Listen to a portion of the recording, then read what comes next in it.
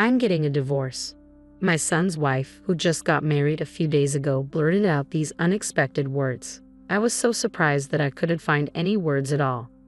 My son had just had an emotional wedding a few days ago. They should be on their honeymoon right now, and yet here she was back alone, delivering this unbelievable statement. What on earth had happened during their trip?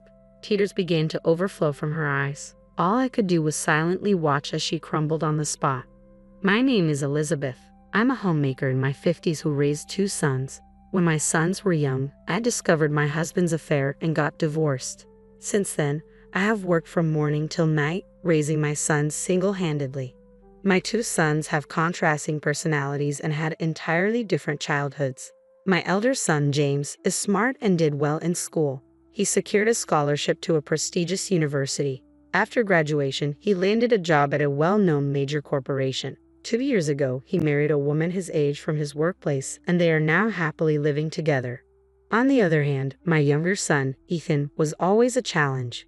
When he became a middle schooler, he joined a group of delinquents and started causing trouble at school.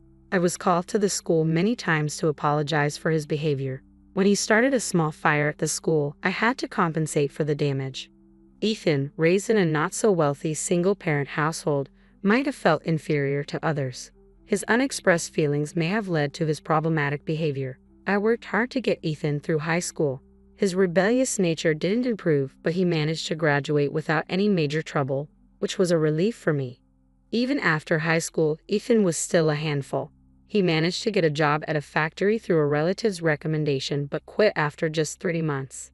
From then on, he led a life of constantly changing part-time jobs, which was a concern for me. Moreover, Ethan was also a womanizer. It might sound like I'm just a doting mother, but Ethan is quite a handsome man. From high school to after graduation, he never ran out of girlfriends and would bring different women home each time. I've lost count of how many times I've lectured Ethan about his relationships with women. After graduating from high school, he started living on his own, but I was always concerned about whether he was causing trouble for others. Now, 5 years have passed since his graduation, and I still worried about his aimless lifestyle. One day, Ethan came home for the first time in a while and said, "Mom, I have something to talk about. I'm going to start working seriously." I had heard this many times before. "I got a job at a company and they're going to hire me as a regular employee," he said. He probably knew I wouldn't believe him, so he started talking about the company, emphasizing that he was serious this time. "Really? It's great that you found such a company," I replied, surprised. In the midst of this economic downturn, it was unthinkable that a company would hire Ethan, who had only been working part-time jobs. "My current girlfriend introduced me to the workplace," he explained. According to Ethan, he was dating a woman named Michelle, and she managed to get him a job at her father's company. I should have been happy that my son got a full-time job, but a part of me couldn't help feeling skeptical. I couldn't help but suspect that Ethan, a well-known womanizer, might have manipulated Michelle for his own advantage. He was adept at manipulating women's hearts, and I worried that Michelle might be too infatuated with him, overdoing things for his sake. He once became completely reliant on a woman when he was out of work, and I had sternly warned him about it. I hoped he wouldn't be a burden to Michelle. Despite my concerns, Ethan seemed to be working sincerely after landing the job. Previously, he never stayed in a job for more than 3 months, but this time he managed to work for half a year, then a year. While this is expected for a normal person, it was unusual for Ethan, who had changed jobs multiple times. Then, after 3 years of steady work, Ethan came to visit with his girlfriend, Michelle, who had introduced him to the company. They came to our house to make an announcement. "Mom, we're getting married," Ethan casually dropped the big news. Seeing the 2 of them together, I had suspected this, but hearing about my mischievous second son's marriage still took me by surprise. "So, you 2 have decided this?" I asked, looking at their serious expressions. I didn't feel like opposing their decision. "I understand. It's the path you both chose, so move forward together." It was a bit roundabout, but I accepted their marriage. Michelle's eyes filled with tears, and she began to speak. "Thank you so much. We'll work together to build a wonderful family," Michelle vowed, her voice trembling as she looked at me intently. I've been thinking this for a while, but Michelle is a woman with a pure heart too good for Ethan. Michelle, take good care of my son. The reason I'm hearing this happy news today is because you've supported him all this time. Thank you very much, I responded with a smile. Michelle was moved to tears and big drops were falling from her eyes. Seeing her gently wipe her eyes with a handkerchief, I felt like crying myself. I was sure she had been taking care of Ethan, who still had some mischievousness in him. From the bottom of my heart, I thought Ethan was really lucky. Ethan, make sure you make Michelle happy. You have to cherish her more than anything, I said. Ethan nodded shyly, and so Ethan and Michelle were officially engaged. The wedding was simple and solemn, a modern ceremony with only family and close friends in attendance. Various memories came back to me, but I sincerely wish for them to support each other as lifelong partners. I truly hope that Ethan could make Michelle, a selfless and devoted woman, happy. Shortly after the wedding, Ethan and Michelle left for their honeymoon. Considering their savings, they decided to travel within the country instead of going abroad, which I thought was a sensible decision. I expected that Michelle would take charge of their marriage and keep Ethan, who used to be a playboy, in line. But such expectations abruptly turned into despair. It was 3 days after they left for their honeymoon. When I was relaxing at home alone, the doorbell rang. Wondering who it might be, I opened the front door, and to my surprise, it was Michelle. What on earth happened? Weren't you on your honeymoon? I asked, astonished. Michelle stood there with an utterly drained expression, and Ethan was nowhere to be found. Something unusual must have happened. For the time being, I invited her in and sat her down in the living room chair. Michelle began to speak in a feeble voice. Mother-in-law, I'm sorry. I'm getting a divorce. Her words were shocking. After all, they had just gotten married a few days ago. For the bride to be speaking about a divorce so soon was unimaginable. Ethan, did something happen? I hesitantly asked. Michelle had returned alone in the middle of their honeymoon. Something unbearable must have occurred. After a moment of silence, Michelle quietly spoke. He was having an affair. I was speechless. These were words that should never be uttered by a newlywed bride. He was still secretly seeing his ex-girlfriend, who he was supposed to have broken up with. What? My mind was starting to spin. Ethan, who had pledged an eternal vow at their wedding, was cheating, secretly getting back with his ex-girlfriend. This shouldn't be happening. And Ethan, while we were on our honeymoon, Michelle began to sob, covering her mouth with her right hand. I was dumbfounded, unable to find words. Introducing a mistress to your wife during your honeymoon? I had never heard such a story. How could my son do such a terrible thing? Tears streamed down Michelle's cheeks. The sparkle in her tear-filled eyes was not the blissful one she had just a few days ago. It was a sparkle tinged with the pain of betrayal by the one she loved. Apparently, his ex-girlfriend was living at the place Ethan chose for their honeymoon. As shocking as that was, Ethan had suddenly called her to come to the hotel where they were staying. It was an unthinkable event. What on earth was Ethan thinking? So that happened, Michelle. It must have been hard. I'm truly sorry for what my son has done, I said. All I could do was apologize, not understanding what my son was thinking. As I hugged Michelle's collapsing shoulders, I continued to listen to her thoughts. I couldn't believe what was happening before my eyes. It was too painful, and I couldn't bear it, so I left the scene immediately. When his mistress met Michelle, she must have been all over Ethan, flaunting their shameful relationship. Michelle was downcast, saying she never expected this to happen, seemingly more confused and saddened than angry. I felt an increasing wave of anger contrasting with Michelle's sadness. Ethan had caused such distress to a woman who had always been his rock. I picked up my phone. In a fit of anger, I picked up my phone and dialed Ethan's number. To my surprise, Ethan picked up right away. Hello, Mom. What's up? Ethan's carefree voice came through the receiver.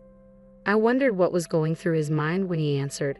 Ethan, where are you right now? I tried to start the conversation as calmly as I could. He must know that Michelle is missing. I expected him to say something about that and waited for his reply. Well, isn't it obvious? I'm on my honeymoon, enjoying it with Michelle.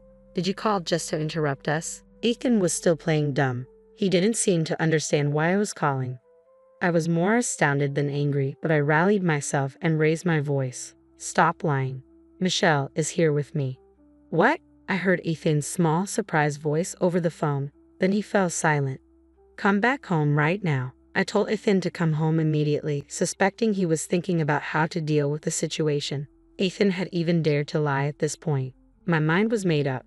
Michelle was still crying with her head down even while I was on the phone with Ethan. I offered her the most comforting words I could muster. I couldn't believe my own son could be so foolish. Even after I told her about the phone call, Michelle said she didn't want to see Ethan right now, and understandably so. I decided to handle Ethan myself for now. I called Michelle's parents to inform them of what happened, then I drove Michelle back to her parents' house. Her parents were furious, needless to say. All I could do was apologize profusely on behalf of my foolish son. When I got back home, I prepared myself for the confrontation with Ethan. I was exhausted, but even so, I waited for my son to come home. When night fell, Ethan finally arrived. "I'm back," he announced with a troubled smile, as if he still didn't understand the gravity of what he had done. Every time I saw his face, my anger kept rising. "Ethan, you've really messed up this time," I said. Ethan wore a look of pure annoyance. "My ex-girlfriend said she was close by and wanted to see me," he replied, grinning foolishly, as if he might have given Michelle the wrong idea. He seemed to believe he had done nothing wrong. He claimed running into his ex-girlfriend was just a coincidence and that she had reached out to him. He made these sorts of excuses. "Ex-girlfriend? Aren't you still seeing her? Did you really call her in the middle of your honeymoon?" I threw these piercing words at him.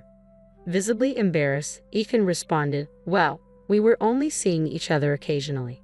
He might say that, but I could tell that after Ethan broke up with his ex and started dating Michelle, he continued having a physical relationship with his ex. She was what you might call a friend with benefits. When I confronted him about this, Ethan readily admitted it, almost as if to say, "What's the big deal? It's just like having a friend. We both know what it is. What's the problem?" he said nonchalantly. Furthermore, when Ethan told his ex that he was marrying Michelle, the girl suggested the location of their honeymoon, where she lived. "It's a lovely place full of nature," she had said, and Ethan, easily manipulated, took her advice. I couldn't help but feel frustrated. As soon as Ethan and Michelle arrived for their trip, this woman insisted on meeting them. Maybe she wanted to show off to Michelle that she was still close with Ethan, or perhaps she wanted to flaunt that she was a desirable woman. Regardless, there was no doubt that her actions upset Michelle. After hearing the whole story, I finally spoke. "Ethan, I'm cutting our ties." "What did you say?" he asked, stunned. "You clean up your own mess. I'm not getting involved." I informed Ethan that I was severing ties. It was a decision I made when he lied to me. I had done more than enough to clean up after this son of mine. He was a grown man now, and I had neither the inclination to cover for him anymore nor to help him. "Please, Mom, don't cut ties. For a son who disregards his devoted wife and betrays people, the least I can do is this. You've betrayed someone you should have cherished. I told you countless times to make Michelle happy. I believed you have finally outgrown your bad habits, but I was mistaken. This is the only option left for me. Just one wrong act can turn even your family into strangers." I told this to my son. When something is broken, it can't be mended the same way again. "Wait, Mom, please." Ethan suddenly started crying and clinging to me. I wondered where his confidence from earlier, seemingly endorsing his infidelity, had gone. I couldn't help feeling pathetic at the sight of my son like this. "Things with Michelle probably won't just end with a divorce. You might not be able to stay at your company either. If that happens, it's all on you. Live alone for the rest of your life so no one else gets hurt. That's the only way you can atone, I believe." Afterward, Ethan was blindsided by a divorce request from Michelle. From Ethan's and his mistress's phones, a heap of evidence showing their adulterous meetings was obtained. Hit with an alimony demand, Ethan had no choice but to agree to the divorce. Soon after, he was laid off from the company run by Michelle's father. Michelle's father was livid, and it was clear retaliation. So Ethan, ousted from his company, became jobless and burdened with alimony payments. He came to me in tears, but I refused to have anything to do with it. As a mother, I coldly pushed away my son who had cheated on his wife. However, considering his character, he might run away, ignoring the alimony payments if left alone. In the end, as my duty as a parent, I introduced him to a job at a company run by an old friend of mine. To be frank, the work there is downright grueling. My friend, who had a rough youth like my son, still has a somewhat intimidating character. Ethan works under his watch, and it seems like his days are filled with work from early morning till late at night. I made him promise beforehand to deduct the alimony payment. I want nothing more than for my son to experience harsh social punishment. I have been getting reports that the payments are being regularly deposited by Michelle. I have been feeling down from this incident, but my other son James gently supported me. James gave me wonderful news. His wife was pregnant with twins. Eventually, his wife safely gave birth, and I joyfully became the grandmother of 2 grandchildren. James's family decided to move right next to me. After being troubled by my younger son, my eldest gave me the gift of a peaceful life. Now I'm spending my peaceful days interacting with my sweet grandchildren.